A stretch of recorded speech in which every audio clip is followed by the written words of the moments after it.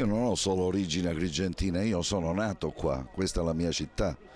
Enrico La Loggia, senatore del PDL, si sente a casa sua e questo non fa che accrescere allora il rammarico. Agrigento, culla di politici con la P maiuscola, ridotta così male, ma c'è sempre tempo per recuperare, ce l'auguriamo. La Loggia nella sua città per sostenere sia la lista del PDL sia per sponsorizzare la candidatura a sindaco di Totò Pennica, ma anche per spronare gli agrigentini. È arrivato il tempo di cambiare, ma vogliono cambiare sul serio gli agrigentini o vogliono continuare con quella pessima, come dire, frase siciliana, munno è stato e munno è. Il senatore del PDL avverte poi il dovere di offrire un suggerimento a Pennica. Io proporrò a Pennica, così come ho fatto con il nostro candidato sindaco Massimo Costa a Palermo, di istituire un assessorato ad hoc, uno che 24 ore al giorno e notte pensi a come utilizzare al meglio queste risorse. Proprio su questo terreno, osserva Pennica, ci siamo già adoperati. Lo abbiamo già fatto.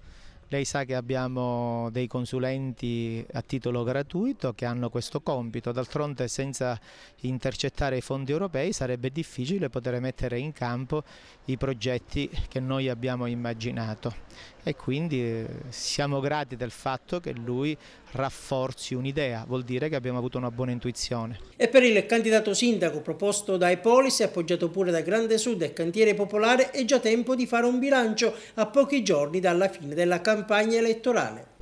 Per quanto mi riguarda una campagna serena, divertente, ho solo rammarico di avere trascurato per questo mese la mia professione e la mia famiglia, spero di recuperare. Il semaforo rosso dunque è ormai pronto a scattare, così ci si proietta sulle possibili conseguenze del voto. La competizione, a detta di molti, potrebbe assumere un significato politico, visto che oltre alla Loggia, Agrigento è anche la città del coordinatore nazionale del PDL Angelino Alfano, ma il senatore del Popolo della Libertà non è di questo parere. No, sono chiaramente amministrative, adesso non è che possiamo, per quanto importante sia Agrigento, ancora forse di più Palermo, comunque sono amministrative, con migliaia di candidati, con uno sparpagliamento incredibile, anche con candidati che sono quasi in ogni famiglia. Trarre una conseguenza politica da questo francamente mi sembrerebbe azzardato.